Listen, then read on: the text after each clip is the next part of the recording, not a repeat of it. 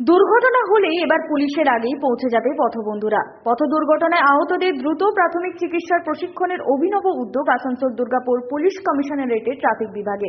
রাজ্য সরকারের এই পথবন্ধু প্রকল্পকে আরো কার্যকরী করতে গঙ্গাসাগর মেলার আগে পথবন্ধুদের প্রশিক্ষণ দিলেন চিকিৎসকেরা। বৃহস্পতিবার আসানসোল দুর্গাপুর পুলিশের কাকসা ট্রাফিক পুলিশ ও বিশিষ্ট চিকিৎসক পথ চলতি মানুষ ও পথবন্ধুদের নিয়ে এই বিশেষ প্রশিক্ষণ শিবিরটি আয়োজন করে। উপস্থিত ছিলেন এসিপি ট্রাফিক রাজকুমার মালাকার ও ট্রাফিক ওসি অনুপ হাটি এবং অনেক পথ চলতি মানুষ। এসিপি ট্রাফিক রাজকুমার মালাকার জানান, রাজ্য সরকারের এই প্রকল্পের মান আরো বৃদ্ধি করতে পথবন্ধুদের আরো প্রশিক্ষিত করতে চিকিৎসকদের নিয়ে প্রশিক্ষণ শিবির।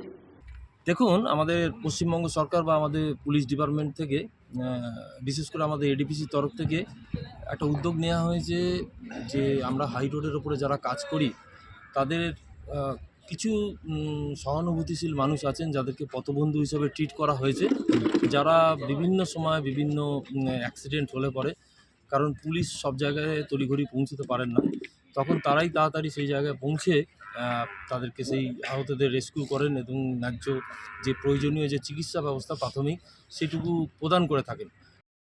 দুর্গাপুর থেকে সনাতন গড়াইয়ের রিপোর্ট, 99 নিউজ বাংলা।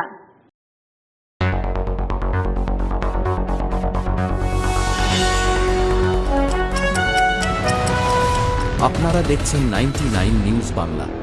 বদলাবো আমরা।